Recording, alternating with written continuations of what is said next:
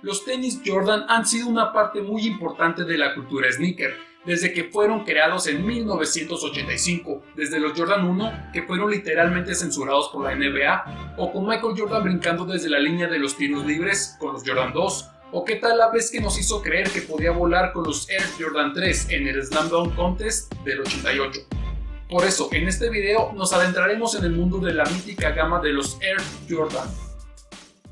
La Biblia no decía, no quiero ni creyeron. Con fama de asesino yo no le doy al primero. Más fuerte que Kimbo y sin músculo financiero. Siempre he sido rico antes de tener dinero. Air Jordan 1. Si nos detenemos a pensar, la fantástica línea Air Jordan estuvo a punto de no existir, porque Michael Jordan quería un contrato con Adidas, pero gracias al señor Peter Moore y al mismo padre de Mike, Nike logró firmar a la nueva estrella de la NBA. Los Jordan 1 no innovaron en aquella época con tecnología, pero la ya muy conocida silueta de MJ haciendo un aclavado donqueo fue el pretexto perfecto para crear algunos de los mejores colorways de la historia. Los Jordan 1 costaban $65 en aquel entonces, por lo cual la gente estaba un poco renuente a comprarlos, pero eso cambiaría después de que el comisionado de la NBA, David Stern, terminara dándole el mejor plan de marketing a los tenis. Una vez que su majestad hiciera la primera aparición con los infames tenis en negro con rojo, a los que el mismo MJ llamaría los tenis del diablo, la NBA lo multaría con $5,000 cada juego al violar el reglamento de la liga. El tema de los sneakers prohibidos o baneados crearon mucho morbo, por lo cual la Nike, viendo cómo las ventas se disparaban, pagaba con gusto cada multa impuesta por la liga, y hasta se dio el lujo de crear uno de los mejores comerciales de sneakers de todos los tiempos. La Nike con el tiempo tuvo que crear un colorway que estuviera dentro del reglamento de la liga, y el resultado ya todos lo conocemos. Air Jordan 2.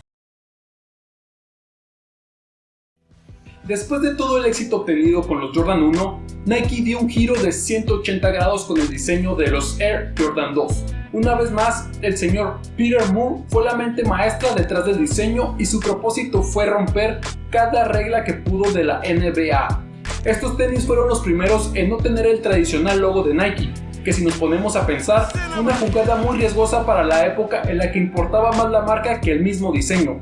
Los Jordan 2 es el único par hecho en Italia. Gracias a la imitación de piel de cocodrilo con la que cuentan en la parte superior, trajeron un nivel de lujo nunca antes visto, no solo en el calzado, sino en los artículos deportivos, lo cual justificaba su elevado costo de $100.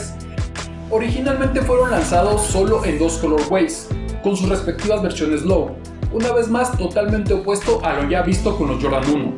Estos tenis fueron vistos como un mundo totalmente diferente, codiciados tanto dentro como fuera de la cancha. Air Jordan 3. En esta época, MJ aún pensaba en firmar con otra marca, pero Peter Moore, Rob Stresser y el mismo padre de Jordan lo convencieron de seguir con Nike. Esta vez el encargado del diseño de los tenis fue el joven diseñador Tinker Hatfield, quien incorporó la textura de elefante, y el mismo Peter Moore, de quien fue la fantástica idea de agregar el mítico logo Jumpman a los revolucionarios Jordan 3. El nombre original para estos tenis era Air Jordan Revolution, y se pensaba incorporar la personalidad del mismo Michael Jordan en el diseño, pero al final la Nike prefirió conservar la numeración romana. Esta vez el marketing de los tenis fue igual de asombroso como los mismos tenis, pues Nike decidió presentarnos al maravilloso Mars Black Moon interpretado por Spike Lee, quien dirigió y protagonizó el comercial junto con MJ. Todo esto, junto con su majestad ganando el concurso de clavadas del 88, ayudaron a que los tenis literalmente volaran de los estantes. Air Jordan 4. El señor Tinker fue nuevamente el elegido para el diseño de los Jordan 4.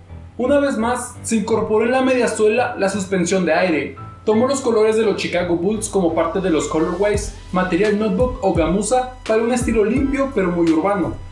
Nike nos traía nuevamente Spike Lee para traer notoriedad con otro asombroso comercial, el cual lo protagonizaba junto a su majestad.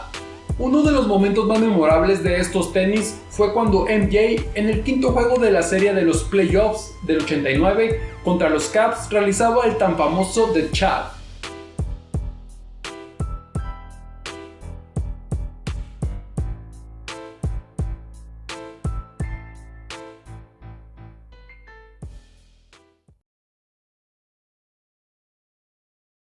Air Jordan 5.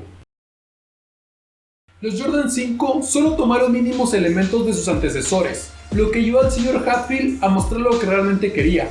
La inspiración proviene del avión de la Segunda Guerra Mundial Mustang Fighter. La prueba de esto está en los colmillos que se pueden observar en la mediasuela de la parte de enfrente de los tenis. Hatfield dijo alguna vez que el estilo de juego de su majestad le recordaba la manera en que atacaban los pilotos de estos aviones. Flota alrededor del perímetro y luego viene en ningún lugar para encestar. Como dato curioso, los 5 originales del 90 tienen un material reflejante, pero solo en la lengua, para que al momento de que MJ decidiera atacar el aro, los fotógrafos, con la ayuda de sus flashes, hicieran brillar la lengua de estos.